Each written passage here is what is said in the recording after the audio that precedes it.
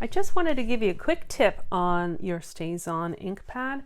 After you take it out of the shrink wrap and you open it up, you're going to find that it has this plastic cover on it. So if you take off the plastic cover, and then you have your ink to use.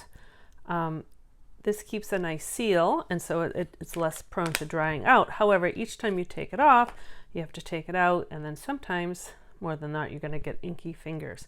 So I wanted to show you a tip.